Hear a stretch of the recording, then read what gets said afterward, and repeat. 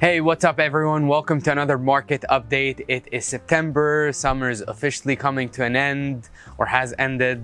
So I want to give you a quick update on what's happening in housing. If you're buying or selling, there's so many things that are developing and will have impact throughout the rest of the year and opening up of 2025. So let's start with the Fed and interest rates. So they've gone down quite a bit since our last market update.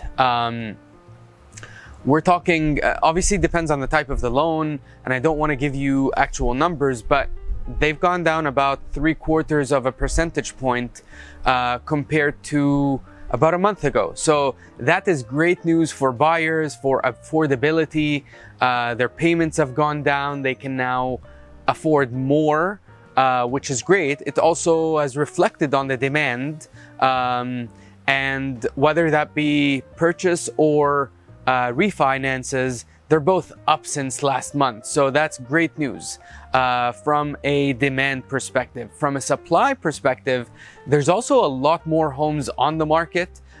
For those of you that are looking and were possibly in the market last year, they've noticed because there's about 30% more homes in Orange County than last year. And right now we're hovering just over 3,500 homes on the market, which is, again, significantly more than we've been used to the past few years. Historically, that's still pretty low, but given the new normal we're in, it's more homes. So with that being said, the market has shifted. And it's shifted from a strong seller's market. We started off the year with a very strong seller's market to a more balanced market at the moment. Balanced market doesn't mean that buyers have a lot more leverage or sellers have lost all the leverage that they've had, but it's more balanced. So there's more options to choose from, there's more to negotiate, price is much more of a factor. Multiple offers are not necessarily the norm on most houses that come on the market. So there's a lot more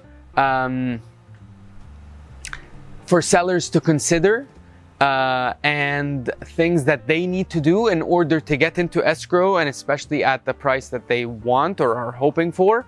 But also comps play a big role, and you're not able to stretch things as much as you were earlier in the year or previous years. So we have headed into a more balanced market, and this is just based on days on market, the amount of days it takes on average to get a home from on the market to in escrow, under contract. So we're in a balanced market, and that makes sense heading into the latter end of the year, which typically sees things slow down slightly, the activity, because as we get into the holiday season of Thanksgiving and Christmas, and we're still, quite a ways away from that, but as we head into that, it's gonna slow down even more, which is normal for the typical cycle that we see every year.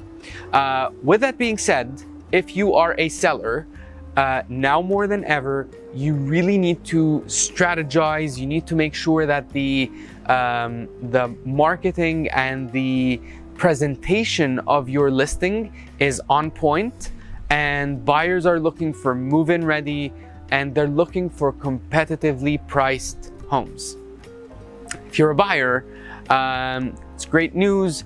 Interest rates are down. You're not necessarily competing as much, but there's still competition and there's still relatively low inventory. So you need to strategize with your agent and make sure that you are putting competitive offers, because you could still very well be in a multiple offer scenario. It just depends on also the price point you're in.